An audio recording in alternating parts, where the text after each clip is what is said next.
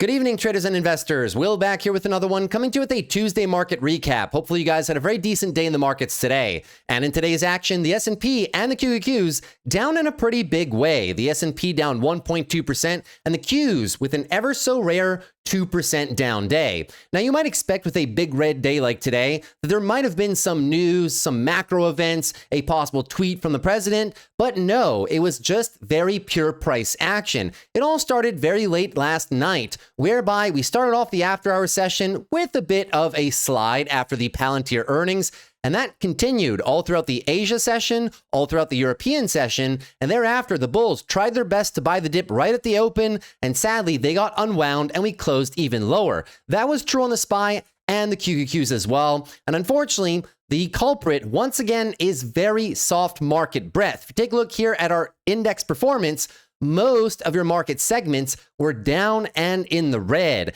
Now, today was a day where big tech was front and center, having some pretty steep declines overall, as the growth trade is simply unwound at this point in time, at least in relation to last week's highs. We had some participation from other segments of the market, but you can't really call this market broad-based at all. Matter of fact, if you take a look at the percentage of stocks above their respective moving averages, percentage of stocks above their 20-day EMA, now at a very low read of only 32% of all companies in the S&P. In terms of the percentage of stocks above their 50-day moving average, that at a very low read as well, 34. You would have to go back to some of the tariff drama to find such low reads in terms of market breadth. And the percentage of stocks above their 200-day EMA, well, we're coming down, but we're not as bad as we were during the tariffs. Essentially, what this means is that breadth has deteriorated significantly over the course of the past 2-3 weeks, but not enough to challenge a lot of the market's longer-term moving averages. So we still remain in a bull market overall, but short term, this market breadth has definitely impacted the price action. And I made two very big videos going over the implications of weak market breadth and why we might be facing some declines. I filmed a massive video on Saturday, and I also talked about it a lot in yesterday's video as well, where we derived what are the short-term bearish catalysts that we're facing right now, what are the longer-term bullish tailwinds, and how we could possibly best position to avoid getting trapped at the top and not have any buying power to potentially buy the dips if anything, like a day like today, were to possibly happen. So hopefully you guys are able to watch those two videos, and hopefully you guys are able to free up some buying power and lighten up your positioning a little bit. Now, we did have some news in the markets today, but it wasn't macro. It was kind of superficial news. Wall Street CEOs flagging high market valuations and a pullback risk. This was on our list of possible negative catalysts. Thereafter, we had good old Michael Burry coming out yesterday saying that his fund, 80% of his entire fund, is now short. Short two names specifically, Palantir and NVIDIA. That came out yesterday. I didn't cover it on the channel, but today we actually got Alex Karp going on CNBC calling Michael Burry crazy for bets against Palantir and NVIDIA. Now, obviously, Alex Karp is very outspoken, and he did have some choice words for short sellers trying to go against his company, especially after yesterday's record earnings. Now, additionally, in this current market environment, there's a few more statistics that we can go over, and we're going to do that in the first portion of the video, but we won't be spending too much time on it. I will refer you to the big video on Saturday, the first 30 minutes, to get a sense of where we are in the market, what statistics are we currently facing right now in terms of market breadth challenges, and also what are some statistical probabilities of us going a bit lower before we might move higher towards the end of Q4? So in the first part of the video, we'll be covering those news headlines very briefly. In part number 2 of the video, I got a whole lot of earnings prepared for you guys today, man. We are going to do AMD, which had earnings after the bell. We are going to do Uber, we're going to do Shopify, and we're going to do Spotify. Shout out to all the other companies reporting today, but of course, I don't have unlimited time, so we will be covering those 4 companies. Thereafter, we will get back to our analysis and study the market's rotation right now, because not the entire market wasn't red today, but we have to get a sense of which names are pulling back in a big fashion, which names are, or which sectors are currently supporting the market. So we'll do a bit of a rotation analysis today as well on your major indexes. Thereafter, we will take a look at our big tech names and see, after days like today and some pretty steep declines overall in the past few days, which one of these companies, or many maybe of these companies, are possibly buys for some swing trades or possibly for some long-term positions as well. And at the very end of the video, if we have time, and that's a big if because we have 4 earnings to get through, right? I'll try my best to go over the biggest gainers and losers of the day. Of course, there were many big losers today. A lot of the fan favorite tech names, fast-growing tech companies, right? Growth stocks were down tremendously on a day like today. And to the upside, well, you kind of had the rest of the market that hasn't been participating recently. Some insurance companies, some value names, and some very boring companies were on the highs, trying their best to rotate a little bit and kind of salvage what they could from the S&P, right? So at the very end of the video, if I have time, I'll spend a few minutes on that. But I'm pretty sure, guys, if you watch the past few videos, you kind of know which names are going to be on the biggest losers, why, and what we could possibly do about them, right? We covered all of those yesterday as well, and my thoughts on the matter too, and why I'm going to be a bit more patient in relation to those names. So it should be a very big and fun video, guys. Let's get right into it, shall we? The SPY down 1.2, the Q's down 2.03, and as I already showed you, the heat map was not all that. Sure, financials tried their best to participate today, healthcare did as well, and some of the defensive names too. Now, those were 3 sectors that made it out of the day alive, but the bottom half of the market, especially industrials, kind of missing. Utilities was a mixed bag, and of course, the concentrated red in terms of tech and especially big tech led to some of the biggest declines, or rather were some of the biggest contributors to today's declines overall in the market. Shout out to Apple, making it out of the day alive, 0.37%, but that's kind of where the bullishness stopped, right? A lot of semiconductors that have been running really hot recently in the past month, they were down. Software down again, and some of your big tech names, the rest of the big tech names, as a matter of fact, down. So that really did weigh down the indexes here. In terms of your one-day relative, guys, you'll see defensives, financials, and healthcare, the only sectors that were actually doing something today. Real estate kind of etched out a little bit of a gain, but nothing noteworthy. And the entire rest of the market was down, led, of course, by technology.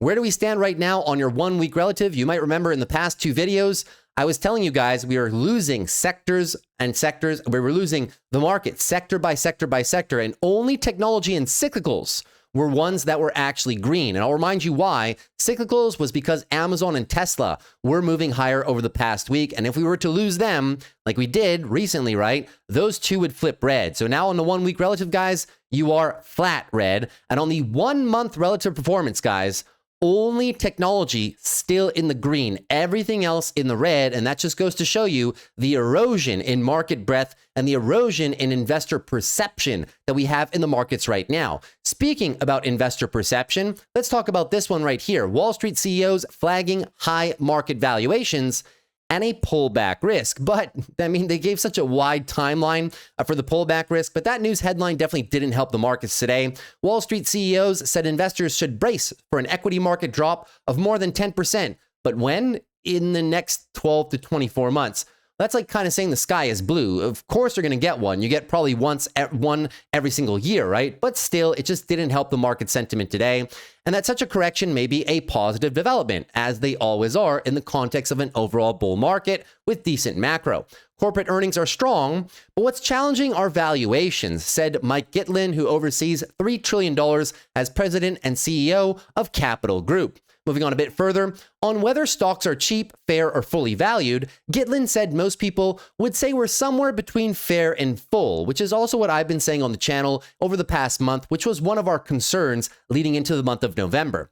But I don't think a lot of people would say we're between cheap and fair. And you guys probably would agree with that as well, right? We're not cheap or fair. There's a few metrics that show the markets are overvalued right now. So if anything, I still do believe we're between fair and full as well. His views were echoed by Morgan Stanley CEO Ted Pick and Goldman Sachs Group's David Solomon, CEO, who also see the possibility of a significant sell-off in the coming period and said pullbacks are a normal feature of market cycles. Now, you guys have probably seen this chart been going around right now for the past 2 months, saying the S&P is trading at very high forward multiples in terms of over 23 right now. Obviously, there's the Buffett indicator, there's the Shiller PE ratio, which is also known as the CAPE ratio, at some of the highest levels that we've seen since the dot-com bubble. So we know that a few metrics are kind of flashing some warning signs right now. Yes, markets seem expensive, but the reality is that the systematic risk has probably narrowed, referencing, of course, the fact that the labor market is still resilient right now, the unemployment is still low for now, and GDP rates, although slowing a little bit, are still fairly decent. There will be more focus on company earnings in 2026, and there will be greater dispersion where stronger firms will outperform while weaker ones will lag. We should also welcome the possibility that there would be 10 to 15% drawdowns that are not driven by some sort of macro cliff effect, so just talking about the normal movements of the market. Concerns about rich valuations have intensified after global equities repeatedly hit new highs this year, despite a slowing U.S. economy and a government shutdown.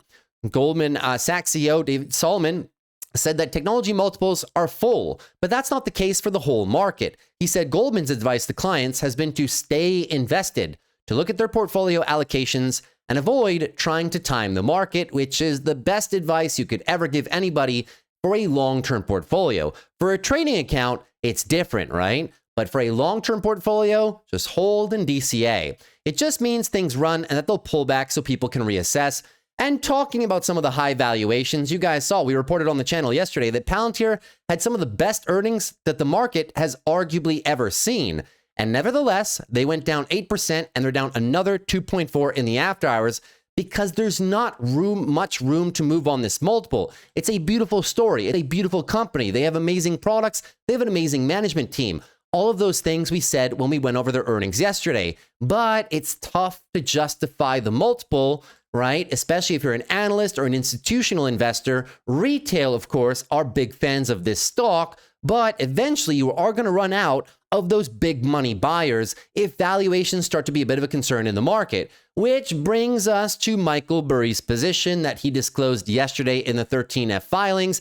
80% of a $1.4 billion portfolio in puts. Some puts on Palantir and some puts on NVIDIA. Very curious positions by Michael Burry. He's finally back on Twitter. He's been back on Twitter for the last 4 days, still doing his ever so cryptic tweets as usual. And of course, that caught the attention of Alex Karp, who blasted him essentially after those bets, calling them bat S crazy, of course, for the bets against Palantir and NVIDIA, saying that people have been trying to short his company for the longest time, and it hasn't worked out, saying the idea that chips and ontology is what you want to short is crazy, essentially, right? The two companies he's shorting are the ones that are making all of the money. So there you go, right? So you have, once again, things coming in, superficial news elements, guys, that add to the bearish thesis that the markets are currently a little bit overvalued and maybe a little bit too concentrated into AI, which was a focus point of our video that we made on the Saturday session. So definitely, if you have some time, go watch that 30-minute segment at the introduction of Saturday's video. Now, you know what's curious about the fact that we're at all-time highs right now and that people have made a lot of money and the indexers are doing really well? Well, the positioning, as we covered on Saturday's video, clients of the banks are heavily invested right now. But what about the sentiment while they're invested, right? The sentiment, what is it at right now? Of course, Tom Lee spoke about this yesterday when he reiterated his bull case for the S&P into the end of the year. Referencing this, the AAII Investor Sentiment Survey average this year is still 11.5% negative, which is net bearish. That's only happened 3 other times in 35 years, all of which are in bear markets. Tom Lee said further that investors feel like it's a bear market, but we're up 17%, talking about the SPY, which kind of tells me there's a big performance chase into the year end. Over 80% of fund managers this year are missing their benchmark. And we have some more statistics that were compiled today after those claims by Tom Lee. And amazingly, they're actually true. Look at these crazy statistics, guys. You don't usually see this, right? Here we are right now. The difference between the bulls and the bears on a yearly basis is still a dispersion of 11.1% negative. So people are still feeling that we're in a bear market. They're still very bearish on the direction of the stock market overall in terms of year to date. The only other times that we've been this negative, we were actually in a bear market. You can see the blue columns here are the S&P 500 returns, and then the yellow little squares, right, or diamonds, are the sentiment right now. And you can see, look at this dispersion. The markets are doing really well this year, but people don't feel like they're doing too well. The only other 2 times that that's happened, guys, are 2022 at the depths of the bear market, which is normal. You would be feeling bearish at the depth of a bear market, or 2008 during the great financial crisis. So very curious. It adds to our discussion that we've been having over the past few days to where there's some bullish narratives in the market right now. There's some bearish narratives, but these short-term bearish narratives right now are getting louder and louder, and they're focused surrounding the government shutdown, the fact that we've stretched the technicals a little bit to the upside over the month of August, and the concentration into AI names and big tech, and a lack of breadth in the entire rest of the market. These concerns are growing louder by the day and are leading to some short-term negative price action. But don't forget, you still got a whole bunch of bearish, bullish tailwinds. So that being said, guys, we're not going to talk too much more about that. I've talked about that stuff like an hour plus over the past 3 videos that I've done. You guys probably understand my positioning right now, how I feel about it, and how I'm also positioned. I'm taking things a little bit slowly, and I've freed up a ton of buying power, which means I'm more than ready for these dips. So before we get into more technical analysis, guys, let us now do some earnings, shall we? And since there's 4, I'll be doing these a bit shorter than usual, trying to spend about 6, 7, 8 minutes per instead of like 10, 12 minutes that I do usually. And we're going to start it off with everybody's newly favorite semiconductor stock, or maybe, I don't know, maybe it's not yours, AMD. So there was a lot of pressure on AMD coming into this earnings because, of course, the stock since the last quarter, right, from the bottom there, well, from the bottom of last earnings, if you take it from the true bottom to where we were just last week, 77%. And a lot of that had to do, of course, with the OpenAI deal announcement for 6 gigawatts of power over the course of the next few years. So once again, we were curious to understand, would AMD, after rallying so much in such a short period of time, would they deliver the absolutely crazy earnings report that is required to sustain that momentum and push us up even higher?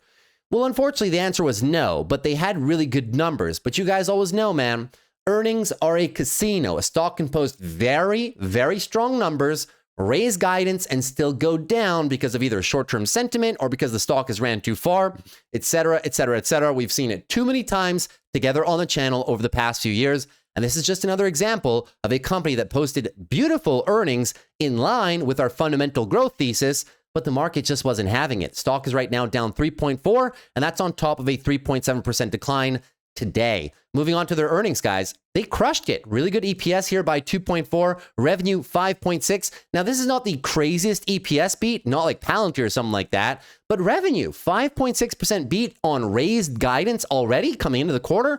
That's pretty solid. Taking a look at some of the easy numbers for AMD, revenue was up 36% year over year.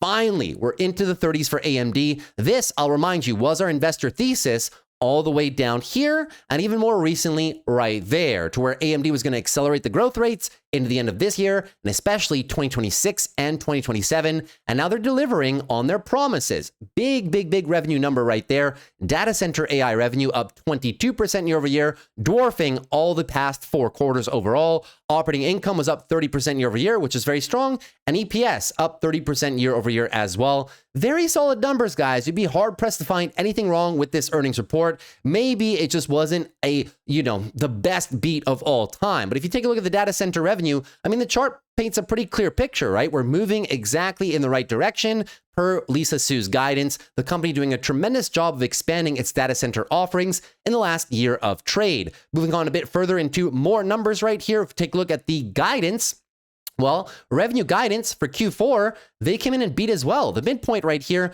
9.6. The estimate, 9.21. So beating on guidance again by another 5%. That revenue on a forward basis will be 25% year over year. Adjusted gross margins were roughly in line, 54.5 versus the estimate. And that does not include, just like NVIDIA did, it does not include any shipments towards China. In terms of the segments, we talked about it already. Data center was strong, but client and gaming, a division of theirs that was down 2023, early 2024. We've been waiting for this division to participate. That was very decent, guys. 73% year over year, record Ryzen, and 181% boost in gaming, especially because of their newly established consoles with Microsoft and Sony for the Xbox and PlayStation. Embedded was the only segment that was kind of trailing, and that was down about 8%, but not terrible, guys, right? Adjusted operating income, that came in at a beat as well. Operating margins, this was slightly underwhelming, but I'll give it to them. Not too bad at all, guys.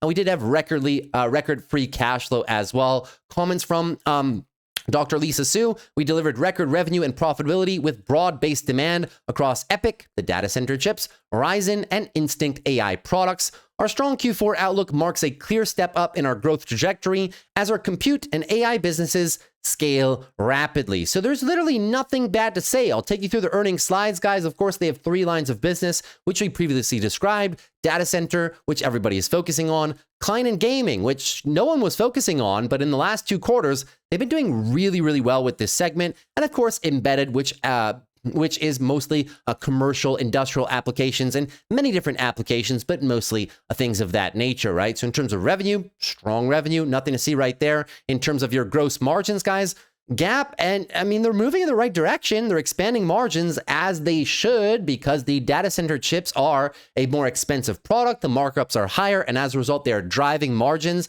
to the top of the gross margin profile to operating. And the hopes are that in 2026, they're also going to expand net margins as well. Net margins over the course of this quarter, I mean, they weren't crazy. They're nothing like NVIDIA, of course, but we are going to expect them to come up. Now, they posted net margins of 13.4%, which is an increase from Q2 of 11.3 and a nice increase over Q1, which was 9.5. So you can see the trend is moving in the right direction. Not as fast as a company like NVIDIA was able to do, but still very solid. You cannot take that away from them, right? Operating income moving up and to the right, which was very good, and earnings per share doing the exact same thing as they move more and more money to the bottom line. Everything, guys, was very good. Like, it's a very, like, there's nothing bad to say about NVIDIA's quarter at all, whether it's data center, client and gaming, which we talked about already, right? Net revenue was up 73, but look at the operating income on that client and gaming segment.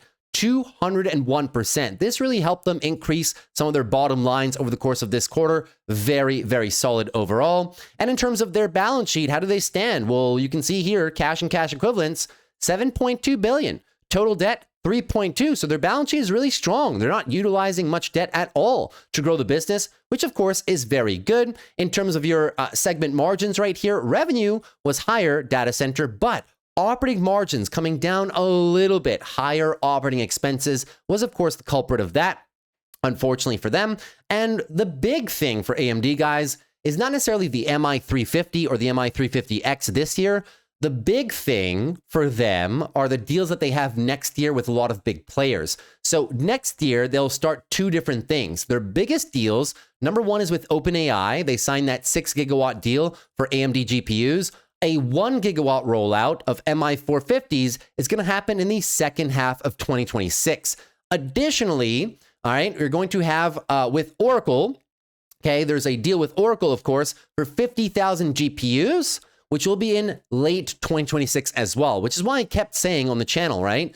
The best growth year for AMD is going to be next year. This year, you can clearly see they're working towards it and everything is expanding well, but the big growth year is going to be next one for them. You can see our client and gaming segment. Both segments grew, whether client or gaming, right? Gaming is basically a combination of their, basically their graphics cards for computers, but also for Xbox and PlayStation. And client is basically their CPU segment, the Ryzen chips, things of that nature, right? So very strong numbers overall, guys. There's nothing much to say. Embedded was a soft segment for them as well. But we know that a lot of semiconductor companies that operate in embedded segments, or some companies call it the Internet of Things, industrial applications, commercial applications, automobiles, things of that nature. Think of Texas Instruments, think of portions of Qualcomm, things like that. They've been really soft for the past 2 years. So that's pretty much it, right? I mean, a very strong quarter from AMD. There's nothing bad to say, which raises the question again, after such a big rally,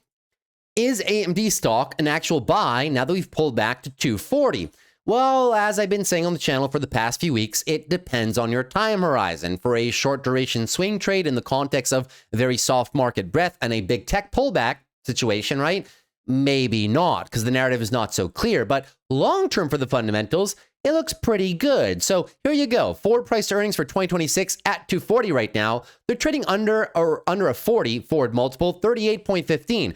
I gave them an average EPS growth rate of 35, which gives me a margin of safety. Wall Street is estimating higher than that, 38 to 40. But as I always say, if my numbers can work with a margin of safety, then they're definitely going to work if they actually hit or beat the estimates for sure, right? Now, keeping in mind they're growing EPS at 35% per year, you're trading on a 1.09 peg at 240. That's not bad at all now that we have some forward guidance numbers or more clear guidance numbers to work off of from Q4 and possibly growth rates into 2026 as well. It's really not that bad at all. And to be honest with you, if I were to take the street's estimates, you would be literally at a 1 peg. Price to sales, 9.55, not too bad at all. So AMD, if you're in this one for 2026, 2027, 2028, when arguably they'll be having the best EPS growth rates and the best revenue growth rates as well as they scale their data center operations, and as they scale their profit margins, right? Both operating margins, gross margins, net profit margins, free cash flow, it could be a very decent bet. It's actually trading cheap here. But if we have a longer duration thesis, keep in mind these EPS growth rates eventually will slow down, but the next 2 years for the company is fairly good. So am I going to be buying more AMD shares up here? I might nibble. If we come down a little bit more, guys, and the technicals line up with these fundamentals, and we can kind of maybe join up with the 12 EMA right here if tech and all that stuff pulls back a little bit more, and I can get a nice back test here of the 12 EMA into the lower 200s and give myself a bit better valuation, I might be nibbling, right? If we're new to the position, then quite simply we would just have to DCA overall. But right now, the short-term trend is very clear on the indexes. There's a lot of softness, a lot of clashing of the narratives. So if you're in AMD, you really got to focus on the long-term thesis and just ride the waves for this company overall. But very decent earnings. They're executing according to their strategy, according to their plan, meeting their guidance, raising guidance for forward quarters. There's not much else that you can actually want from this company, right? Decent earnings. Now that we're through that one, we're going to go through company number 2, another very large company. And this time, a bit of a switch gears, it's going to be Uber. So Uber, right? They were actually down 5% on the day, but it wasn't always that decent. At one point this morning, guys, they came down 10%. And it's not because they had bad earnings. We'll explain why. They actually had very good earnings. If you take a look here, they beat on EPS. This is fake EPS, though. Uber does this sometimes. You'll notice they've done this a few times to where Uber has a lot of other bets, other investments, and depending on the quarter, they choose to realize those and post those on the income statement. You'll see here that Q4 of 2024, they did the exact same thing. They didn't actually make 57% net income margins. No, they just officially recognized some gains on some investments. So unfortunately, this EPS number is fake, but they did beat, and obviously on revenue, they have a 1.4% beat as well. The beat just wasn't wide enough for Wall Street, I assume. That being said, I'll give you guys the true numbers of EPS just shortly overall. Uber right here for the easy numbers. Revenue was up 20% year over year. Active users up 17% year over year. Bookings, 21% year over year. Almost $50 billion in a quarter of bookings, which is massive. And adjusted EBITDA was up 33%. Arguably, EBITDA and operating margins are better metrics for Uber just because their net margins fluctuate a little bit, right? They're not so consistent in terms of the way that they report net margins, at least not on a non-GAAP basis. So just pay attention to, are they expanding operating margins and EBITDA margins? Eventually that will translate to more consistent net margins overall, but not a bad quarter for them by any metric. And talking about more metrics, you'll see that right here, yeah? Look at these trips. 3.5 billion trips. Can you imagine? They do 3.5 billion trips in a single quarter, 22% year over year. Monthly active platform consumers, 189 million, 17% year over year, and very decent operating income and free cash flow as well, $2.2 billion. That gives them a trailing 12-month free cash flow yield of 4.38%. That's really not bad, guys. Uber generates a ton of free cash flow, and not enough people actually talk about that aspect of the business. Now, in terms of some of their segment highlights, guys, mobility, so all those rides, gross bookings up 20, the revenue they make from those bookings up 20% year over year, and they actually improved on some of their earnings metrics as well, 21% year over year for EBITDA. Delivery metrics for the good old Uber Eats and Uber groceries and Uber convenience store deliveries, et cetera, et cetera. Gross bookings, 25%. These are big numbers, guys. Revenue, 29% from those bookings. And look at these EBITDA numbers, guys, 47%. Very, very, very solid. Here's what the CEO had to say. Uber's growth kicked in high gear this quarter, one of the largest trip volume increases in our history. we're leaning into AI, local commerce, and lifelong customer relationships. Very strong. The CFO had to say accelerating growth and record profitability enable us to invest for the long term while maintaining capital discipline. By large and by far, guys, this was a very solid quarter. In terms of the mobility numbers, 20%, it was 18% last quarter, and that was really good. Deliveries at 25% year-over-year increase. Last quarter was 20%. So he's not wrong when he says acceleration in growth overall. Extremely solid numbers from Uber. Let's take a look at some of their slides. And the one thing they highlight first, of course, is the partnership, which was recently announced about last week during the NVIDIA GTC conference of NVIDIA Drive, which is NVIDIA's autonomous driving software, of course, which allows you to model in the cloud, essentially, and Uber's data and network. So they're going to be partnering. Very solid, because Uber wants to build its own autonomous vehicle fleet, locking in a contract for the next few years with Stellantis for 100,000 robotaxis. Should be quite interesting. And as a result, you're going to get a big AV technology ecosystem between Uber's network and NVIDIA's Drive platform, which is very, very solid, by the way, used by a lot of OEM manufacturers thus far. Now, that being said, they're making a big push in terms of grocery and retail. It is significantly expanding their delivery opportunity, the total delivery addressable market. They're going to be competing with Amazon and a few other players, such as Walmart and things of that nature, right? Here you go. Total delivery addressable market, 12 trillion, right? And food is like 2 trillion. Look at the grocery, 10 trillion. So they already have some recent wins here in terms of some partners with grocery and retail, because they're going to do everything, right? I mean, they've already been with Costco and a lot of those players too. But look at the ones that they're adding, right? Home Depot, Lowe's. So Uber is really trying to deliver absolutely everything to your house for you. And they do have a big total addressable market to go and get for that, right? So moving on, GNR, grocery and retail, is enhancing the power of the Uber platform. It continues to derive delivery audience. 7% of delivery's first-time users are acquired through the GNR push. And, right, that increases, this I didn't know, and this is very curious, right? They increase their platform frequency for the existing users by 27% since they've implemented this big push into grocery and retail, and it's generating for them a $12 billion run rate in terms of gross bookings. Now, in terms of different operating metrics, we can obviously see here that monthly active paying customers is higher, that 189 million figure, 17% year over year. Monthly trips, so they're having more users, but are users using it more?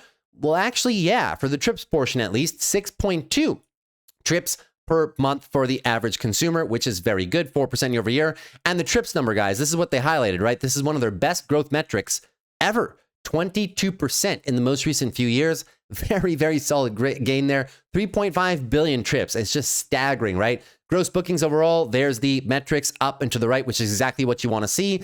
And very strong growth. Better growth, arguably, than the last 4 quarters. Extremely strong. Revenue as well, very strong numbers, equaling some of the best quarters they had in 2024. Moving up and to the right, very strong. Adjusted EBITDA, which they're focusing a lot more right now, up and to the right as the company is getting more and more efficient, scaling their gross margins, scaling their operating margins as well. It's moving slow, but it is moving higher, which is very good as well. And last but not least, your segment details, mobility versus deliveries, right? Mobilities, gross bookings, there's your 19%, solid. I just want to show you guys the trend, right? They rarely ever miss in terms of revenue, up and to the right, adjusted EBITDA, also up and to the right. But the best EBITDA, the best earnings, came from their delivery segment, as we highlighted when we went over the statistics right there. Look at these EBITDA numbers, guys. Very strong growth in terms of profitability for the delivery segment. Gross bookings was good, revenue was good, but really the highlight is this division is becoming more and more profitable as the quarters move on. Unfortunately, they're not making too much progress on their Uber Freight division. It's a smaller portion of the business, but a noteworthy mention. They are pretty much flat in terms of revenue generation over the last 4 or 5 quarters. And that being said, this is still an unprofitable segment of their business. So not too bad of a quarter for Uber overall, guys. You'd be very hard pressed to find anything that was really wrong with this quarter, right? Now, in terms of why the stock was down 10%, well, it has to do with that one line item here in terms of EPS. If you were to remove this a little bit, the EPS actually came in not underwhelming, right? But it wasn't a tremendous beat overall. And the margins as well. If you were to remove that, the margins were under the margins that we've been having for the past 2 quarters. But overall, it's definitely not a growth concern, right? It didn't help that the markets were already down in a big fashion this morning. It probably added to a bit of the selling pressure, but the fact that people came in and bought at least half the dip definitely shows that there's some bullish action here for the growth of the company moving into the future. But you guys know it best, right? Earnings are a casino. A company can have almost perfect earnings, but because of something, just something, right?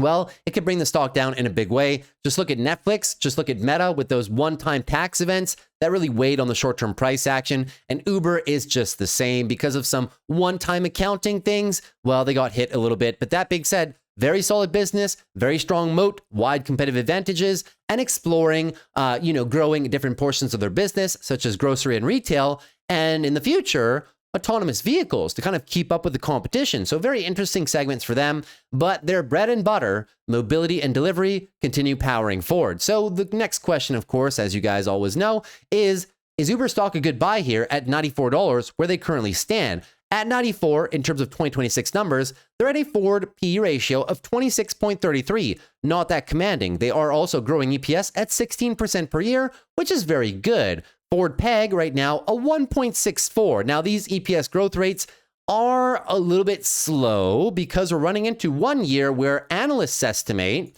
we don't have 2026 guidance yet. That'll be given in next quarter for Uber, of course, right? But you can see here that analysts have penciled in very soft growth from this year towards next year, possibly because the company's going to be spending a lot of money on the autonomous vehicle partnership, but also a lot of operating expenses scaling their grocery and retail business overall too. So next year in EPS is kind of flat, but thereafter it does reaccelerate. Revenue, though, doesn't really slow down at all. That is still very solid at about 13.2% per year. That's why the PEG ratio crept up a little bit after those revisions on those numbers. Free cash flow yield, though, of 4.38%. So is the company still fairly valued? I do still think so. And if we kind of rely on some of the analyst midpoint targets here, the average for next year is about over $100. So Uber, for me, is a high-quality, long-term business. I do have it in my long-term portfolio, and at these valuations, I would not mind nibbling a little bit. I wouldn't dare say that the stock is incredibly cheap, as it was when we were heavily talking about it on the channel back here as one of the best buys in the market. But still, it's not overvalued either. It's kind of right in that sweet spot where it is possibly a nice candidate for some DCAs. And that's everything that I had for your earnings presentations for Uber. Hopefully you guys enjoyed those. Now, on to company number 3.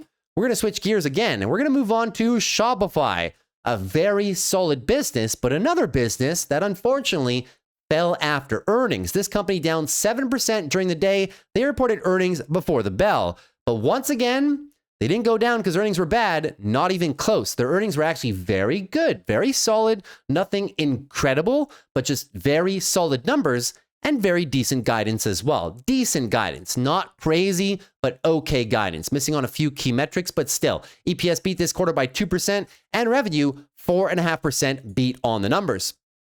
Now, some of the easy numbers for Shopify include very nice revenue prints, 32% year over year, matching last quarter's gains as well. Monthly recurring revenue for the company up 10% year over year. This is one that came in slightly in line with expectations. I guess analysts were expecting a little bit more.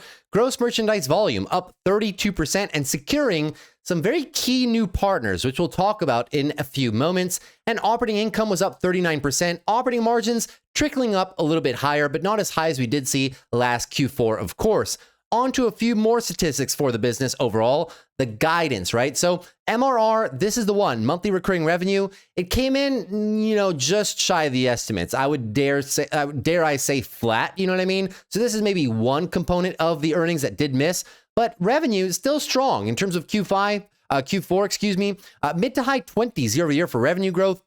Gross profit growth, mid to low 20s as well, which is standard for the business. That's what they've been kind of doing all year. Operating expenses, 30 to 31% of revenue, which is a little bit in line with what they've been having recently, right? A little bit better than we saw earlier this year, but no massive improvements on their operating expenses. And free cash flow margins slightly above Q3 overall. Not too bad. Segment breakdowns here, of course, Shopify operates 2 different things to where they have their whole e-commerce division and recurring revenues from that, but they also have Shopify Pay, their big payments network that a lot of their partners use instead of using third-party networks and things of that nature. So subscription solutions up 15% year over year. And merchant solutions, very strong, 38% year over year, now representing 75% of all revenue. Decent numbers for the business. Comments from the CEO: we build, we ship, we grow. That's the model, and it's running at full speed. Talking about the GMV, talking about revenue, and the free cash flow margins at 18%. Q3 was a standout quarter with revenue growth and free cash flow margins both surpassing our robust Q2 performance. So they are improving, but are we seeing massive leaps and gains by Shopify?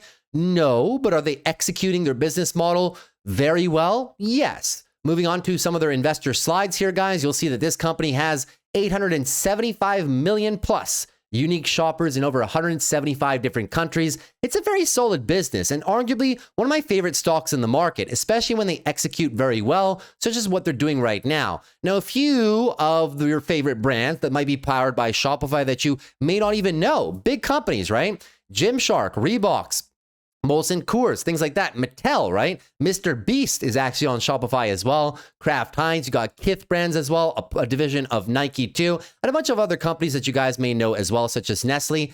Q3 new brands. Elf Beauty on the list right now. That's pretty fun for them. Estee Lauder and Uggs, obviously, which is a product from Decker's Outdoor Brands. So moving on a little bit further, this company puts together like a million slides for us. We're not going to cover too much, but just Shopify Pay, right? In terms of their cumulative GMV since the launch, 280 billion. Look at this growth year over year. Extremely strong as they keep pushing that product to keep the e-commerce customers within the ecosystem rather than using third-party payment providers like Stripe or like things of that nature. They've been making a big push of doing that internally. So very strong, and it's working out really well for them overall. If we move a little bit further, guys, Shopify's funnel works like this.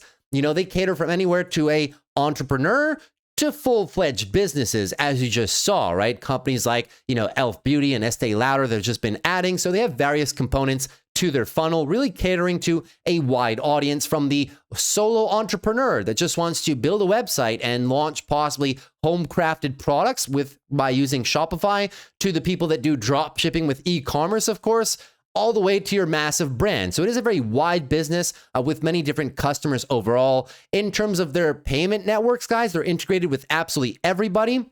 Their app and channel partners include, well, pretty much all of big tech, right? Google, Meta, Amazon, Walmart Marketplace as well, and a few other notable marketplaces too. 16,000 apps in your app stores for integration overall. Product partners also include Affirm, Coinbase, Stripe, PayPal. If you do want to use them, they have product integration for those, but of course, they will push you to use their own in-house Shopify Pay. Revenue cohorts get stronger over time, very strong here since 2015. The numbers really don't go down. Sure, they have a bit of seasonality, as a lot of e-commerce businesses do, Q4 traditionally being the biggest quarters on this chart right here, but overall, up and to the right is the name of the game for this company, and that pattern persists across all of the income cohorts, even people that they acquired all the way back in 2015, 16, 17, 18, moving up and to the right. So just proving that they have a very sticky product, right? If you're on Shopify and you have a successful business, you don't really have many reasons to leave overall. Moving on further, they do address their total addressable market being very large. Our core market of e-commerce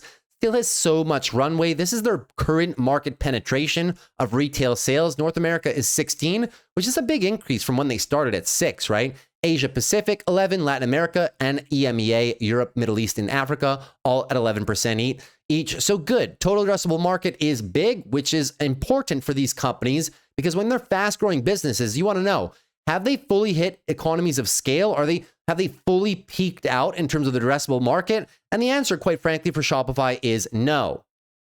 If we move on a little bit further to find some of their actual statistics down here, you will notice that, let me see it, because as I said, guys, there's literally like 57 slides in this presentation. They do a really good job, but there's just too much in my opinion.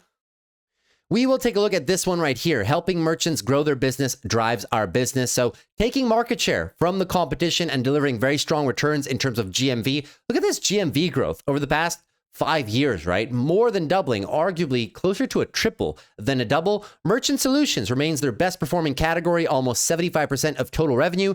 Subscription solutions, not doing too bad either, and their Shopify payments penetration continues to increase over time. As I said, they really try to push that to their customers to use more and more Shopify Pay, right? As I said, they have many different payment partner integrations, right? But the fact that they've been able to increase it from 45% penetration up to 62 means that they are competing with some of your larger payment networks out there. Couple last ones, if not, we're going to be all day on this one right here. Monthly recurring revenue continues to grow. And if you're curious what their monthly recurring revenue streams are, it's this little slide down here. So if you take a look, guys, they have several different things on the platform. Of course, they obviously have a monthly subscription for, well, when you have a website active, right? If you're an entrepreneur or a full-fledged business, they'll charge you a maintenance fee or a subscription fee on a monthly recurring basis. But that doesn't stop there. They give you a lot of apps, themes, domains, and variable platform fees as well. So you can see here that their standard revenue, the monthly amount they charge just to be on the platform, is still a bulk of the revenue right there. Shopify Plus is 28%. And apps and themes, they've been making a pretty big push on this. Those are just integrations for, final cart checkouts, different apps that you can include to push the customer towards the checkout process, various little things of that nature, right? And overall, guys, it was a very, very decent quarter. Gross profit is somewhat flat here at about 48%. It's been range bound between 51 and 48. You would like to see the company increase this a little bit more over time. But in the process, right, they've been working on some of their operating margins too, right? So operating leverage is definitely a good thing for the company. And this is arguably the best thing that Shopify has done in the most recent 2-3 years, in my humble opinion, since I've been covering the company, is really decreasing the operating expenses to drive more money to the bottom line. As you'll see right here, now, in terms of operating expenses, only 32% of revenue, which is a big improvement over just 2 years ago when we used to be sitting at 60%, right? So obviously this is quarter over quarter, 2023 to 2025, but no matter which quarter you take, you can see some net improvements in the business, which is exactly what you want to see if you're an investor in the company. Overall though, guys, very solid quarter, but as I said, nothing crazy, no explosive growth, but executing perfectly in terms of what they're trying to do. Now, that being said, with those numbers, the obvious question is the company a buy? Will, stop showing me 57 slides. Is the company a buy? Don't worry, I got you. In terms of the valuation here, guys, yes, they're growing revenue and EPS in a very strong fashion. And to be honest with you guys, the company in terms of the balance sheet, it's not too bad. They really don't employ all that much debt at all. They have a lot of free cash flow for the amount of debt they have and a decent amount of cash on the balance sheet. And that's reflected as of the most recent few quarters as well. So they're putting in a lot of growth, not employing a lot of debt. And these revenue and EPS expansion rates as an average through 2028 are very solid. However, the stock is very close to an all-time high. Now, not all stocks that are close to all-time highs are expensive, but this business is expensive. At $160 right now, where the current price is, you're trading at a forward 88. Sometimes that's not too bad if you're posting insane EPS growth rates, right? However, that gives them a PEG ratio of 3.44. To give you guys context, anything above 2 starts to get a little bit rich, right? Below 2 is where you kind of want to be a buyer. So at a 3.44, the valuation, objectively speaking, is high.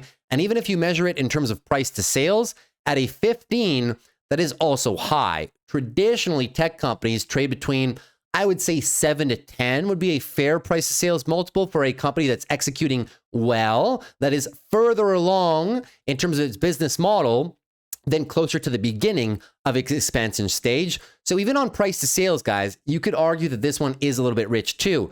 So am I buying Shopify up here? Well, the sad answer is, even though I love this business and their metrics are absolutely amazing, it's tough to kind of justify paying this multiple for this company overall. So that being said, Shopify is expensive. However, if it comes down with the rest of the market and we can somehow maybe revisit like the 140, 130 range and get these multiples down a little bit, I might just nibble on the company. Nothing heavy, but maybe just a little bit of a nibble because it does trade a bit rich. And in this current market environment, guys, you can find a lot of tech companies that trade under a 2 PEG and under a 10 price sales multiple. So it's a very strong stock, but at the current moment for me, it would be a hold. If I'm holding some shares, business is executing flawlessly, so I don't really see a reason to sell. Obviously it's not a sell either, right? This is where it becomes a hold. The long-term thesis is still clear. They're a dominant player in e-commerce, and they will have no problem over the next few years of increasing EPS and increasing revenue as well. The only problem is that starting a new position up here may not have the best compound annual growth rates as somebody who's been holding from down there. Hopefully you guys understand the logic behind that call. Now that is it for Shopify, and now moving into company number 4, it's going to be Spotify, right? And the reason I spend so much time on these earnings, guys, is because short-term price action is fun, but we want to understand a lot of these are some of your guys' companies that you ask me a lot about, right? So you want to understand if the markets are weak right now and we keep falling, can I buy a company based on the fundamental valuation of it as it moves further to the downside instead of focusing so much on the short-term price action, which is normally due to sentiment? So talking about Spotify, guys, this company too reported earnings before the open, and they were down 2.25% and down another 1% in the after hours as the futures market right now continues to bleed. Let's take a look at their numbers right now. Beat on EPS by 67%, strong, and they beat on revenue by about 1% as well. However, even though this is a phenomenal company, there is one thing that you guys have to pay attention to, and we'll talk about it shortly right now. So some of the easy numbers for Shopify real quick. Revenue was up 7% year over year. No longer double-digit growth for them, but still, this was just a bit of a soft quarter. But notice this, guys. The revenue per quarter has been somewhat flat here over the past 4 quarters. Monthly active users continues to grow 11% year over year. They will say this is in euros. They will say that this is because of the currency, right? The euro has been getting a lot stronger against the dollar. And of course, right, that means that the revenue metrics are a little bit flat. So there is a little bit of foreign exchange at play right here. We'll talk about it a little bit more. Paid subscribers did a good job there. 12% year over year increase to 281 million.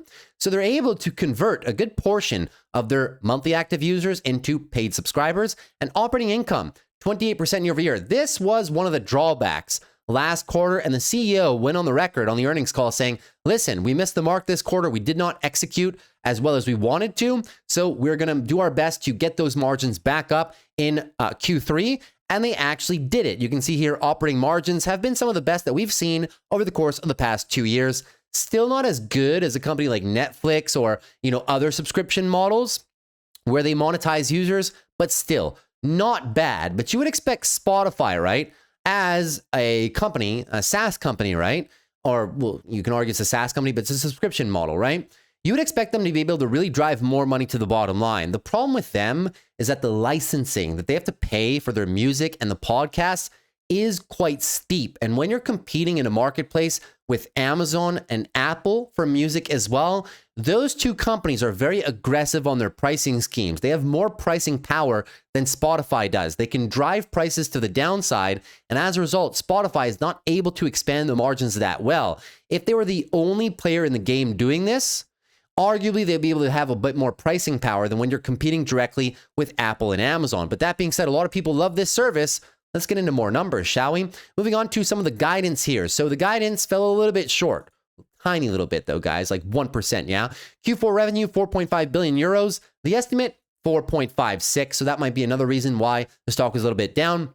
Monthly active users, guidance, 745 versus 740. That was a nice beat. Premium subscribers, 289. So we will be having a bit of an uptick in relation to right now, our 281, which is very solid as well. Gross margin coming up 32.9% as the management team continues to try their best to increase margins, which was what they said last quarter as well. They wanted to do a push into the end of the year. Seems as though it's working. And the foreign exchange rates here expected to be a 6.2% headwind to growth. So that's one of the reasons why the revenues are down overall. Their ad-supported monthly active users, that was up 11% year over year. Obviously, Spotify has different things. They have a kind of like Netflix, right? They have a lower tier where you can have ads, right? But still be a premium service. And then they have the full premium, exactly kind of like Netflix as well, right? However, a lot of those revenues, especially ad-supported revenues, were flat year over year due to the impacts of foreign exchanges.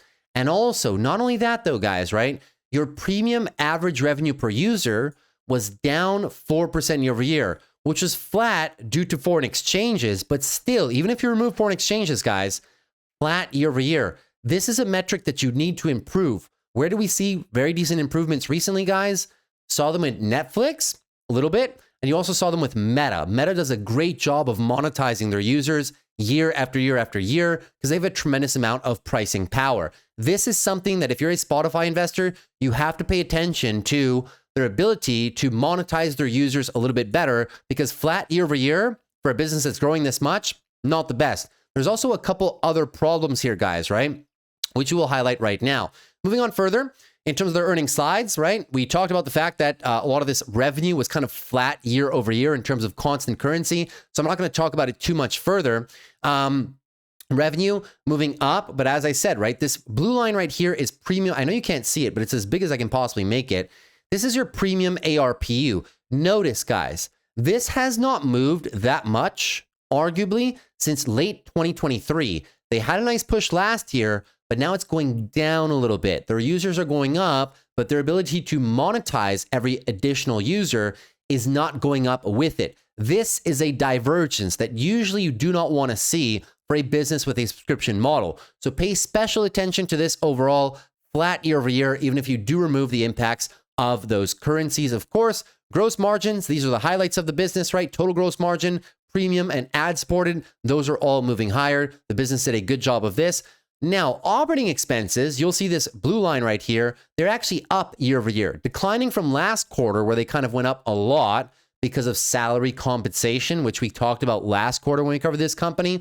But now, right, still justifying it by a push in marketing and further personnel costs in terms of those stock-based compensation expenses. Free cash flow remains pretty good right here as well, right? Still generating more and more free cash flow, which is pretty decent, right? It's obviously another number you want to see go up and to the right. And here's where we come into another problem that I wanted to talk to you guys about that I did raise last quarter, and it's been stuck on this chart ever since, right?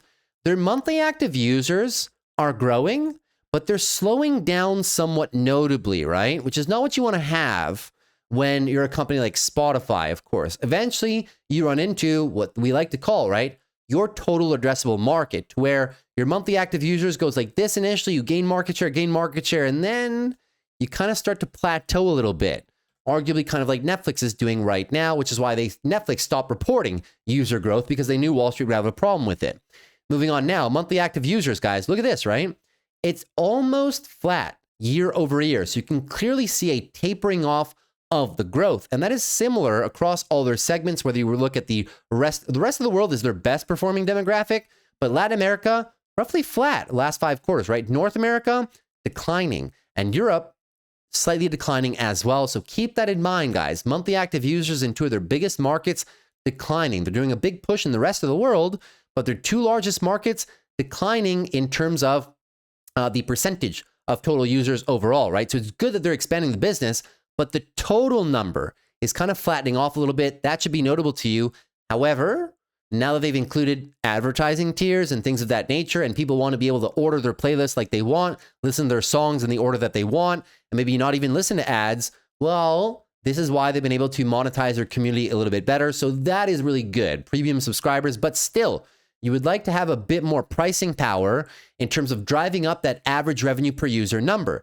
The problem that they're having, in my opinion, they don't come out and say that, but in my opinion, they're running out of pricing power because you're competing against Apple and Amazon, and you can't raise prices too much, or you risk pushing away some of your monthly active users and or the growth of your premium subscribers, right?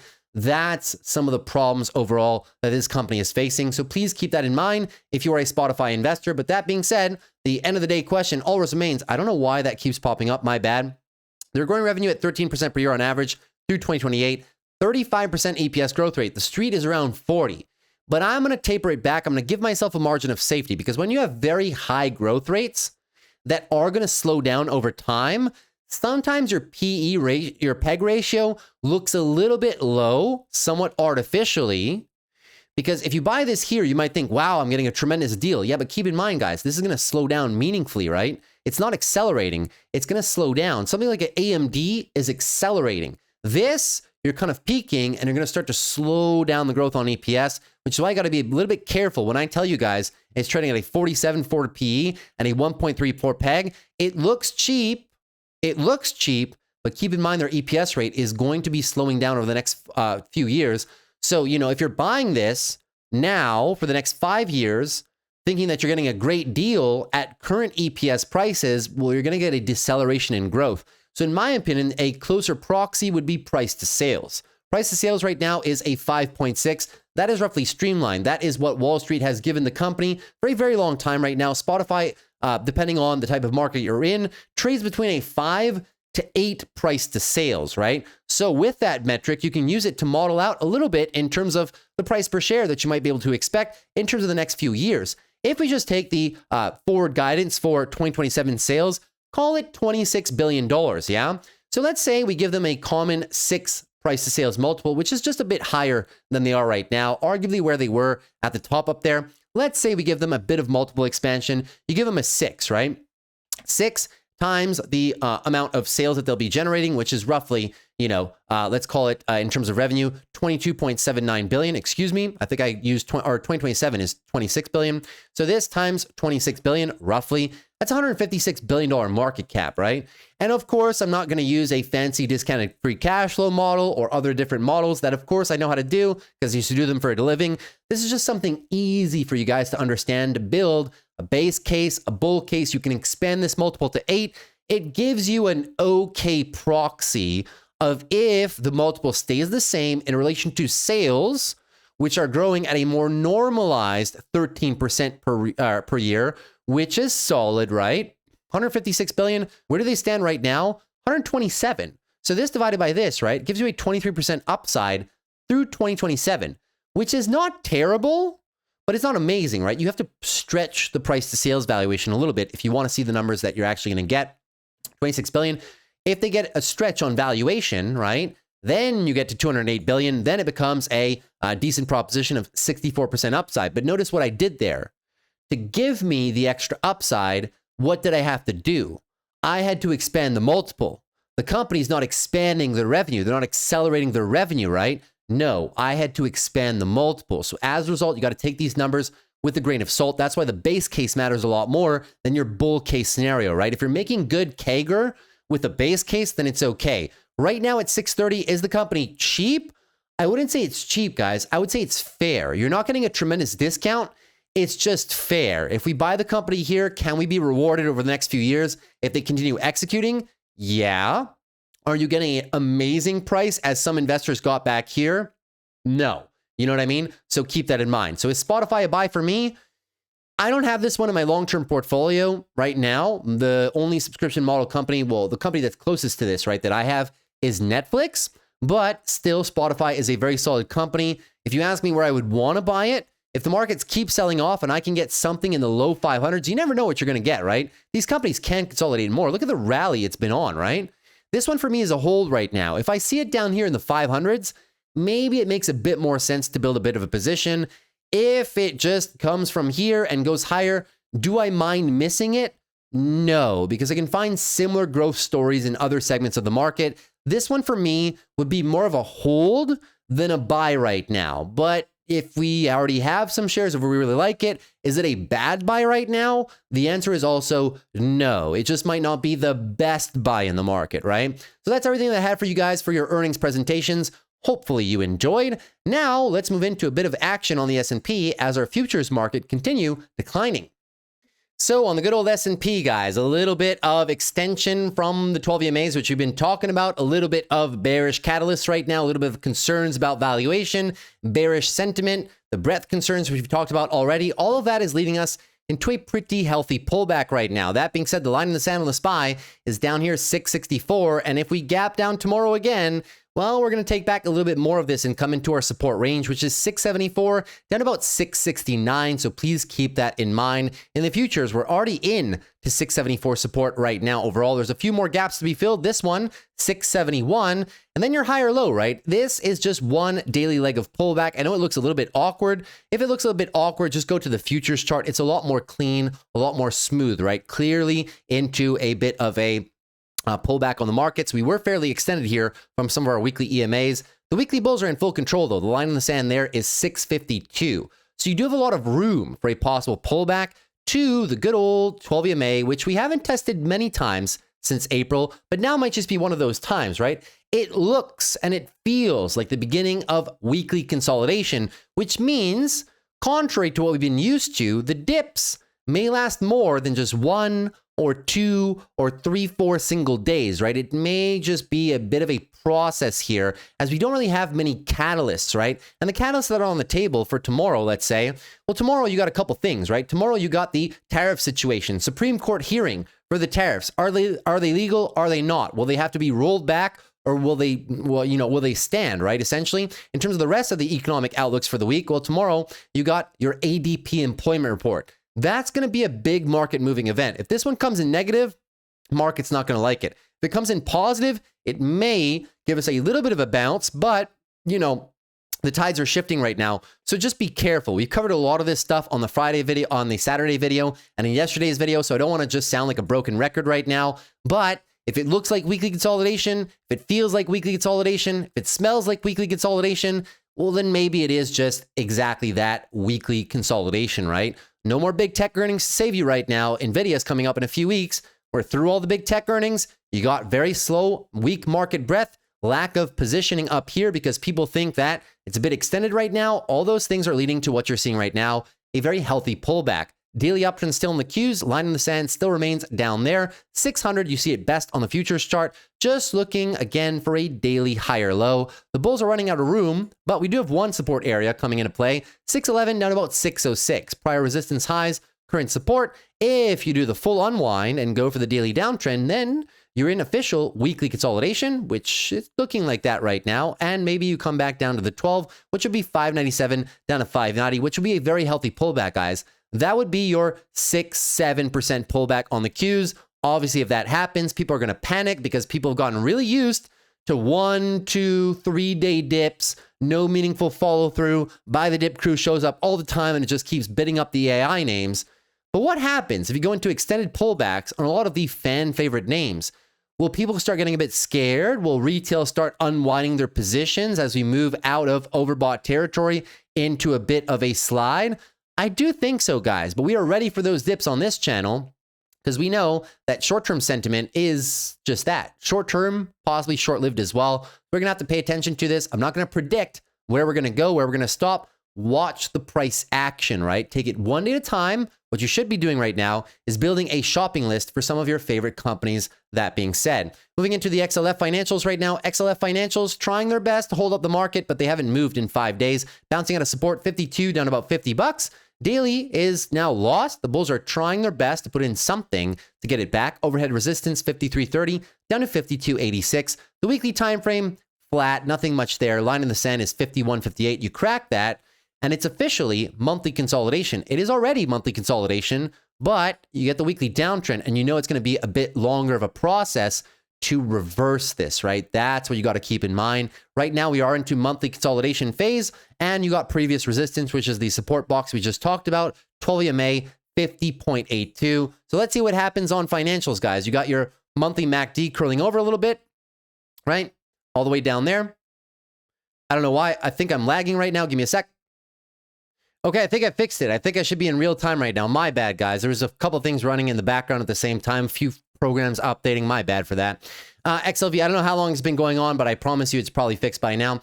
Moving on to the XLV healthcare chart. Not too bad overall here, guys, right? XLV trying its best to move into resistance. 148 down about 145. That being said, the daily is not looking bad, but if you crack these line in the sand lows, 142.68, daily downtrend, a bit more weekly consolidation, and then you look to this guy right here. If you lose that as well, you're going into monthly consolidation too on the XLV. The bulls have put in a really nice bounce, but this resistance is proving very challenging. One thing's for sure though, if you come back a little bit more of the month of November into early December perhaps on healthcare, could be a decent second buying opportunity for what I believe to be an inevitable monthly uptrend eventually after we've been just doing nothing for like 4 years, right? The monthly MACD is trying to come back. So maybe healthcare actually makes a bit of a resurgence into 2026. Moving on to semiconductors right now. Semiconductors down 3.64%. Still a very nice daily uptrend, but with the AMD earnings and how we currently look in the after hours right now, you might just start pulling back a lot more. Keep in mind, if you get a big fib retracement, guys, like, 618, 786, it really does open up the door for something like this, yeah?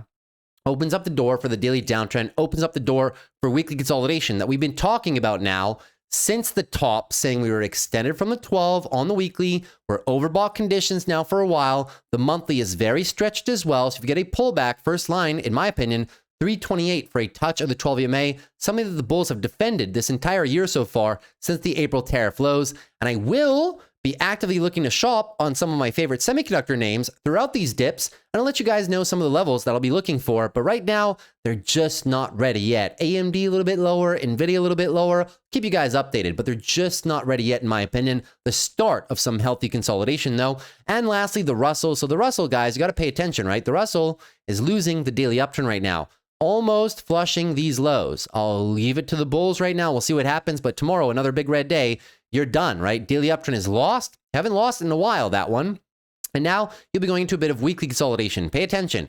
Big weekly level coming up, 238. If you lose 238, you lose the weekly as well. And then you might just embark into what we've been talking about on the channel for now the past month, watching the curl happening with the weak market breadth. You might just be going for the good old cup and handle, the breakout retest of prior resistance highs, now support as well, 12-month EMA. Maybe we can find a nice sweet little pocket here, 232 to 225, bit of a back test, and maybe then we can get some better entries on those Russell trades. That's everything for your overall market rundown and checking on some of the rotation, right? So the market breadth is still very weak. You can see financials and healthcare are trying, consumer defensives are trying, but we'll see what happens, right? So some of the rotation positioning can be put into there, but right now it really looks, now that we're through big tech earnings, it really looks like it might just be time to consolidate some of these names that have ran significantly end of September into early October. So please keep that in mind and please save some buying power. On to the VIX. Well, the VIX moving higher. If tomorrow is another gap down day, I would not be surprised if we move up again. And now we're starting to get interesting levels for selling some options, right? Selling some covered calls above all-time highs on things, on some swing trades that you might have, selling some put options on some of your favorite names that might be coming into levels that we've talked about several times on the channel across big tech, across other growth names as well, which I cover in the top 5 options plays. So make a watch list, identify support levels, identify pullback areas that you would want to sell puts on some stock, because as the VIX expands, you will be getting some good distance for a lot of those short put trades. So it could be a very interesting time soon for option sellers out there. On to the 10 and 20-year yields. We were talking about this literally yesterday, to where if the market starts selling off, right, you maybe get a lit of a fear bid into bonds. And that's kind of what came into the day today, because it's definitely not the rate cut probabilities that are helping us. We covered that yesterday, right? To where the rate cut odds for December are now 65%, down from like over 90%. So it's definitely not a move on yields. This is probably just a risk-off move, pouring into bonds and taking some off the top here in terms of the moves on the 10 and the 20. So pay attention. Still a nice weekly downtrend. Maybe the bonds catch a bit of a bid right there. And now lastly, moving on to gold. Gold, surprisingly, on the Tuesday session, down almost 2%. You would expect, if there's a move away from tech and a concern about valuations, that maybe you move into gold. But for all of you that have studied the long-term charts of gold, right, that's not usually how gold works, especially not after a big move. Gold is an asset, just like anything. If people are concerned about the markets and one of their assets has ran a ton, they will take profit on that asset as well. So keep that in mind on gold. Gold right now, still in the context of a daily downtrend, maybe looking to crack these lows. If you do crack those lows, going right down here to the 12 EMA, in my opinion, 38.50 would be the mark. That is the 12 EMA, something that the bulls have done a good job protecting all the way since January. So that would be a big level to watch for some price action cues. But as of right now, no positions for me. Moving on to cryptocurrencies, guys, another big liquidation event for cryptocurrencies today. Look at the slide on Bitcoin, right? Bitcoin is arguably leading the slide that you're currently seeing on the SPY and the QQQs. And today was a very big and violent day in crypto overall. Bitcoin down 5% on the day. At one point, before this candle closed not too long ago, Bitcoin was down 7%. Now, total combined with the extra 2%, now we are down 7%, right? Clear daily downtrend. And we are breaking through a support level that we have held since the month of June. This weekly candle is not closed just yet, but it doesn't look good. Weekly downtrend, but you guys know the drill. We've been talking about it, right? This is monthly consolidation, and I've been talking about it this entire time, yeah? You just don't know if they're going to stop here, or if they do something like they did here, right? Extend a bit beyond the 12, into maybe the next support area, 94 to about 87,000. So I've bought a little bit of Bitcoin up here, and I will be buying a little bit more down here, kind of like the Ethereum trade we've been talking about, right? So in my opinion, still just normal monthly consolidation for this, right? The bulls haven't given back too much of this monthly move, but two clear areas at play. If we lose this one, you are going down possibly to the lower one, and I do believe it could be a nice accumulation trade if you are long-term bullish on this asset. Moving on to Ethereum right now, Ethereum literally did what we were talking about this move for an entire month, saying the bulls are struggling getting some lift out of this area, even though it's support 4,000 out of 3,700. Why? Because the weekly bears are in control. The bulls tried to slow them down, but, right, that was in the context of the overall SPY and QQQ doing well. Now that we have the SPY and QQQ pulling back in a big way, the moves are going to be magnified on crypto. And look at this massive move down on Ethereum the past few days. Yesterday, down 8. Today, Tuesday, down another 9%, and now even 3.5 more. Big liquidation moves. You guys can call this market maker manipulation. You can call it whatever you want, right? But crypto is pure supply and demand at the end of the day, with a little bit of market maker manipulation and liquidity hunting, of course, for you guys that know that. That being said, we are coming down perfectly into the area that we said we would, right? I was saying that if we lose this zone right there, it's okay to accumulate a bit there, but you should save some money for some buys into the next line of defense, which is 33 down about 29, 2,800. That being said, you are now embarking on the more full retracement down to the 50 fib, possibly down to the 618. That is probably where the bulls are going to have a stop to this move overall. Big volatility recently. Is it a good opportunity to buy the dip on ETH? Well, only if you have a long-term bullish thesis on Ethereum, because the short-term price action will be extremely volatile, and I would be crazy to call this the bottom, even if we are a bit short-term oversold right now. Now, that's everything for ETH. Now, let's move into some of our big tech names. Okay, so moving on to big tech, and at the length of the video right now, guys, I don't think we'll cover biggest gainers and losers, but I promise we'll do it tomorrow. Tomorrow, I think there's only like 3 earnings to cover for us. We're going to be doing Robinhood, probably McDonald's, and maybe like either AppLovin, Qualcomm, ARM, or ELF. Maybe I'll do 4, I don't know, but I'll try to slide these biggest gainers and losers because I know you guys enjoy the section, but in my opinion, right, we've talked about those biggest gainers and losers for so much time. You guys probably know where I stand on the rotation, on the AI and growth names, needing a pullback desperately, which is currently underway. I'll identify some levels for you at some point this week, I promise, but it's a big week of earnings. Let's get through earnings first because we want to establish our companies good fundamentally for buys as they keep falling. I think that's more important, arguably, than just short-term price action swings while we're in weekly consolidation, right? That being said, moving on to Apple right now. Apple up 0.3%, but this is what I said yesterday, right? Do you guys think that when the SPY and Qs are consolidating, maybe for weekly consolidation, that Apple is just going to sit here at the all-time highs and just keep gaining the price levels? Probably not. It might just join the market eventually, right? So even though the daily looks fine right now, the line in the sand is down here, 255, lining up with these guys overall. We are slightly overbought on the daily RSI. The weekly RSI is not quite overbought, but it's getting there, right? Weekly uptrend is very nice, which means if you start losing some levels, even on Apple, and you go for the daily downtrend, well, you're just going to be looking for the weekly higher low into where else but the weekly 12 EMA. The line in the sand is down there, 245. Apple, in this consolidation phase for the markets, I'm not playing this one for some swing trades. It's very extended right now, and the valuation as well for some longer-term portfolio buys, not the best. I think there's much better deals in the market. Moving on to one of them, talking about AMD. We just covered them for earnings, but of course, we'll talk about the price action. Stock is about 240 right now. The line in the sand is this guy right here, 224.51. Keep that in mind. Nice daily uptrend. If you lose this in either one step or a 2-step daily downtrend, that's the start of your weekly consolidation phase after this massive bull move.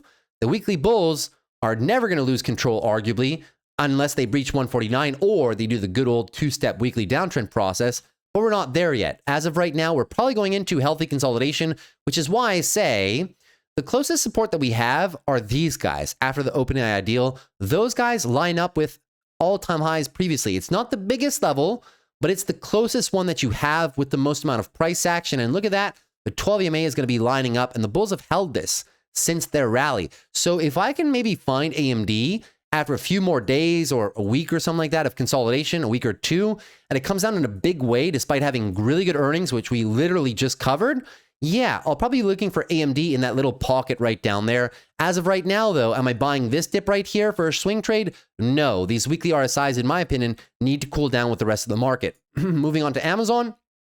Well, Amazon is still one of my favorite stocks in the market right now, but let's be honest, if the markets pull back, Amazon will also pull back from their earnings highs. That being said, who's in control? Clearly the daily bulls. The daily higher lows are all the way down there, 222.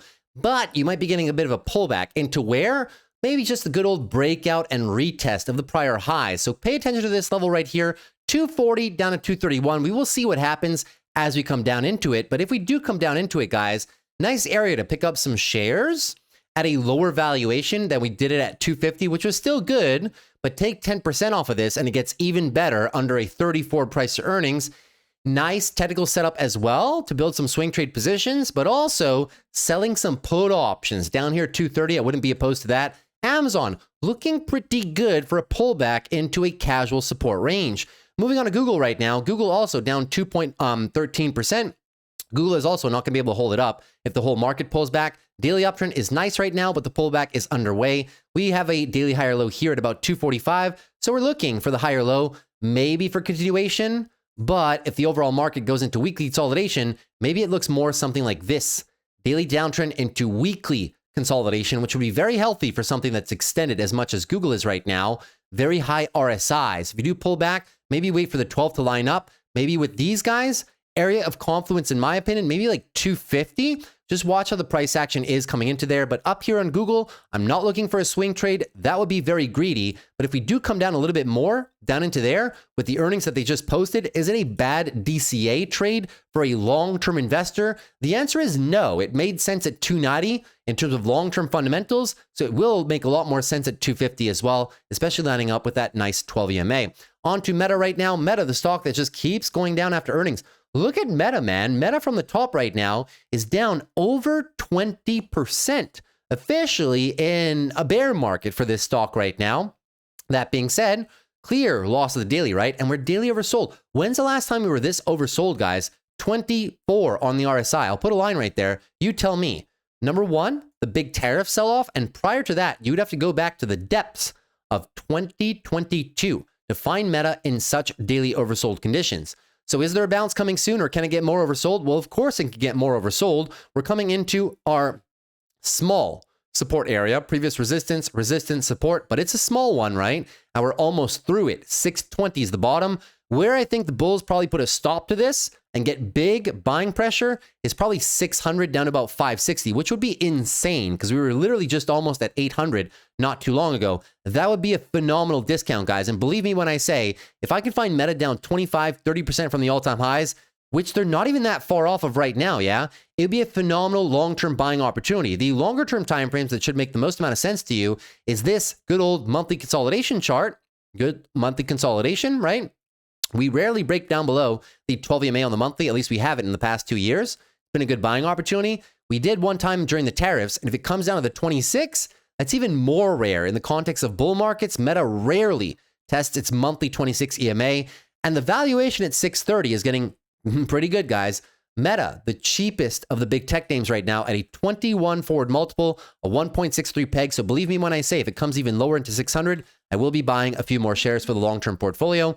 On a Microsoft right now, Microsoft up down 0.52%, giving back the entire pre and post earnings move as well, right? Full retracement. Now, good thing for Microsoft bulls, we're working into support right now, 515 down to down to 500. However, weekly line in the sand, 505. If you lose this, you lose the weekly uptrend, which is something that hasn't happened to Microsoft since last year. It would be notable to you, especially if we break down below 500. We would at that point just be continuing our monthly consolidation phase for this stock, maybe into the 12 EMA, which is going to be my tentative buying area, 475. I want that 12 EMA. If I can find it, I will be adding a few more shares, as right now at 520, you're not bad, but you're still above a 30 forward multiple and close to a 2 peg. If you bring me down to 475, take 10% off of this, and the valuation gets a lot better. And I would not mind picking up some shares of my MSFT down there. On to Netflix. This stock is going to split in 2 weeks. So to play any options on it, I'm probably going to wait for the stock split. But in terms of short-term price action, not looking the best, right? Big sweeping move down after their earnings. If you crack these lows, call it 1,085, close below this, daily downtrend, further weekly downtrend, as well as your weekly bears will just retain control of this move. And as a result, your monthly consolidation continues on this stock. Your 12 EMA is very close at about 1,070. You guys know, I've said it before, I'm buying shares from 1,100 down to about $1,000. I like the valuation at $1,100 right now. You're trading at low 30s multiples and a 1.7 peg. Moving on next to NVIDIA. NVIDIA down 4% today, and double top. So this massive move expansion, it doesn't look so big on the chart, but this was 20% in like 5-6 trading days, guys. It was a very big move after the GTC conference. Now, we have lost a daily uptrend already, right? Nice daily uptrend here. Now you got the low, you got the lower high or equal high, and you got the lower low. Daily downtrend, which just means you're into weekly consolidation already. And dare I say already, because it was a 20% move, right? But if you do pull back, couple key areas down here, 185 to 180 is huge support. It's the weekly 12 EMA. It's the big previous resistance. Resistance should be current support for the bulls. If you come down there, I will be a big fan of maybe adding some NVIDIA shares to the long-term portfolios and maybe even doing some short puts below or in to the 180 range, as at 206, the stock, in my opinion, for forward growth multiples was fairly valued. If you take 10% off of this, I'll be a big fan, man, of playing some short puts down there because the valuation still makes a lot of sense, but the short-term price action is just swinging bearish right now. Moving on to our 5 last ones. Tesla down 5.15%, and I was saying this yesterday. I was saying, you know, if the markets decline, if big tech gives it up, and we go into more consolidation here, look at the futures. Down another 1% yet. No news, just more continuation, right? If Tesla, if the markets go into that, Tesla's not going to get the 500 breakout. What do we think it's going to do, right? Go counter to all the indexes when it's part of the Mag 7 and just break out to 500? No. So those plans may have stalled. That being said, line in the sand is 439. You lose this, you lose the daily uptrend, and you just go into a bit of weekly consolidation back into these ranges. If you approach these range lows, if you guys want to target these support areas for possible buys, just look out to the monthly timeframes, what's going on, right? Extended from the 12, you might be looking for a bit of consolidation down here into the low 400s, 407, down to 385. Could be a nice little pocket to play out of. No swing trades on Tesla for me as of right now. Moving on further, Palantir down 8% after their earnings, which we covered on the channel yesterday. Phenomenal company, phenomenal management, some of the best earnings we've ever seen. It is a unique software company, right, guys? I mean, they arguably have one of the best competitive positions in the entire market in terms of SaaS, right? In terms of just pure form software play. But when you get these valuation concerns, concentration concerns, right? That's when it tends to unravel a little bit. So that being said, daily uptrend is nice. Coming to support right now, support 185 down to 170. All these guys, you remember those 5-6 weeks in a row where we did nothing? That's your current support level right now. The weekly is still looking nice for a weekly uptrend. Am I playing Palantir for a bounce out of here? No. If we're going to index consolidation, I need more information. If the indexes were doing fine and the overall markets were doing fine and only Palantir was down and there was no breadth concerns or other concerns, then yeah, it's a clear thing. We can make a swing trade attempt. But when Palantir is the central focus of some of these concerns recently, right? Well, maybe it's not so easy to find some relief buyers up here to get that extra lift, right? So that being said, I'll just be watching the price action casually, but the bulls haven't lost the daily and the weekly bulls haven't lost the weekly timeframes either. Maybe pulling back here into the 12 and we'll see how the price action reacts. No swing trades for me right now. SOFI down 4.11%. Line in the sand is here, 28.51. Nice daily uptrend push into all-time highs. Just pulling back since earnings, not because they had bad earnings. We covered them all on channel, right? You lose this, you lose the daily, and what are we going into, guys? Well, of course, you guessed it. You're going into weekly consolidation. Not the best weekly candle close last week, was it? Now, could that lead us to believe that we might be due for a little bit more? Yes. Looking at the moves of the 12 EMA, the line in the sand on the weekly is all the way down there at 24.68. So I don't think I'm expecting a full retracement. It wouldn't surprise me, but we're not expecting it as of right now. What I'll be doing is on any big pullbacks on SOFI with the volatility, I'll be looking to sell some put options down here, 25 to 22. If I get a sign, perfect. If not, I'll just get to pocket the nice premium. It's our big previous resistance from 2021, 2022, and that'll be coming up again. If that does happen, you're just going for monthly higher lows, guys, right? The markets have pushed so much on this chart, but on so many other charts. eventually you're due, right? When monthlies are overbought or extended from the 12, eventually you can just get a healthy market pullback.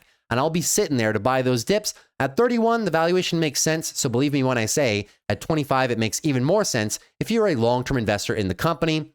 Two last ones. Uber, which we already covered today for earnings. The bulls bought the dip nicely. Pay attention though, if you get some unwind here, $93 to $90. They protected it today with their lives, almost sacrificing, right?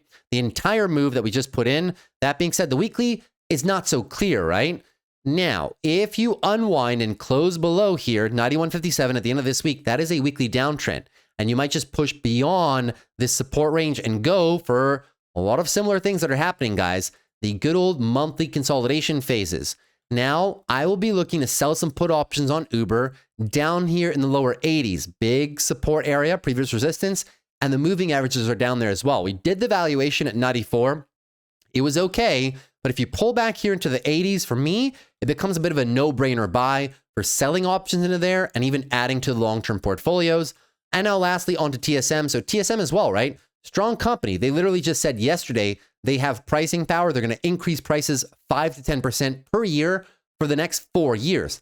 That was really good news, but not enough to bring it higher because you're running out of buyers at these extended levels. Now, that's not because TSM's valuations are bad. They're actually really good. Even up here at 295, they're not bad at all, right? 1.7 peg, not terrible. Phenomenal margins, great pricing power, and a very wide moat and competitive advantages all across the board. Daily line in the sand, 285. If you break that, guys, equal highs, lower lows, daily downtrend, and you might just go into something like this, where you just get some very healthy weekly consolidation. Notice here it was sideways with a downward bias. We've been sideways now with a big range, but we have been sideways for 5 weeks. And now if you move into a downward bias, pay attention down here, guys. The 12 EMA is catching up, right? 275. Let's see how the price reacts into that zone. And let's see if we can maybe pick up some shares down there. No swing trades on TSMC for me right now. I will wait for these markets to consolidate a bit. Look at the monthly. The monthly is very, very extended right now. So we will see how big this pullback actually becomes. But I start to be a fan of buying 270, then down all the way to like 240. We don't know if they're going to go for the big one or just a small one and then further expand for November and December as well, right? That is something that you don't know, but you may as well have a shopping list with some defined levels that you want to kind of start buying the dip into or watching the price action for some swing trades. And that is everything for me for today's video, guys. Another long video, largely because of earnings, but I promise you, those are going to come to an end, right? This is the end of a very big earnings season. Next week, we will not have as many companies per day to cover, but hopefully you guys have enjoyed all the earnings coverage so far. I also spent a decent amount of time in the introductions recently because we're kind of getting put through the washing machine right now in terms of price action. I know there's a lot of competing narratives, a lot of noise in the market right now. So hopefully my introductions give you a bit more clarity and definitely go back to watch that Saturday video, the first 35 minutes where I broke down where we stand in the markets, all the statistics, and how I am personally positioning. It'll definitely help you out. And yesterday's video was also a very good video for that when I kind of, told you guys how I look at some of these pullbacks to line up the technicals and the fundamentals. So the big tech segment in yesterday's video was also very, very solid. Usually I don't go that deep into trade psychology and building a trade thesis and things of that nature. So if you enjoy these videos, guys, consider dropping a like. Would appreciate it for the growth of the channel. Consider subscribing to the channel if you're new as well. We've just crossed 10,000 subscribers. Once again, thank you all. Thanks to all of you that have subscribed to the channel so far. You guys have made the last 2 years a really fun process, a really amazing journey, and I'm looking forward to spending a lot more years with you guys as well. So hopefully we'll be able to grow the channel a little bit further. And last but not least, if you have any questions, please feel free to leave them down below in the comment section. I will be answering all of your comments tonight or tomorrow. So feel free to drop me one down there. And last, not before least, if you are tired of trading markets or investing in the markets on your own and you want to do so as part of a very fun trading and investing community, you may consider joining ours. The link to join us is down below in the video description. In that community, you get a few different things. Of course, you get all of my trades in real time, whether those are the wheel trades, my leap call options, any directional trades that I possibly take in the market, and all of my long-term portfolio positions as well. You get all of those in real time. Here's just a lot of the trades that we've made over the past few weeks and months. The green little check marks are wins, the red little circles are losses. Of course, the goal that we always try to go for is keep the wins bigger than the losses and keep the wins a lot more frequent than the losses. Clearly, from all these trades, you can see that one definitely does outweigh the other. So you guys get access to all those trades in real time. You also get access to our private morning live streams. Every Monday to Friday, I stream for about 2-3 hours in the morning. I trade the markets live at the open, and then I take all your guys' questions on your stocks, your options, and your long-term portfolios. It's a great place to ask me, hey, what do you think about this stock? Or, hey, what do you think about this option? I'll give you my real thoughts and we'll go through the charts together.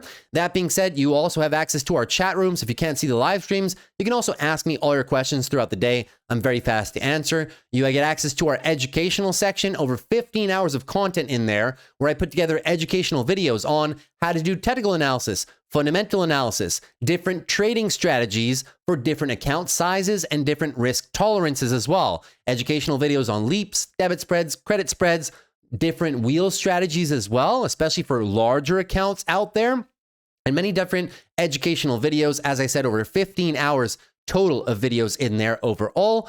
And last but not least, you get to copy all of my charts and all of my watch lists. So if the earnings breakdowns, if the support resistance levels are something you just wanted to copy from me, well, you can just copy those. It literally takes 15-20 seconds. You copy paste all my charts, all the fundamental breakdowns on hundreds of companies out there, and all my watch lists as well. Just an added benefit for our members out there. And as I said, looking forward to see a few more of you guys in there potentially soon. The link to join us is down below in the video description. So hopefully you guys would enjoy joining us down there. And if not, I guess I'll see you right back here on the channel. That's it for me, guys. Take care. Have a good rest of your evening. And I'll see you tomorrow after the close as usual. Peace.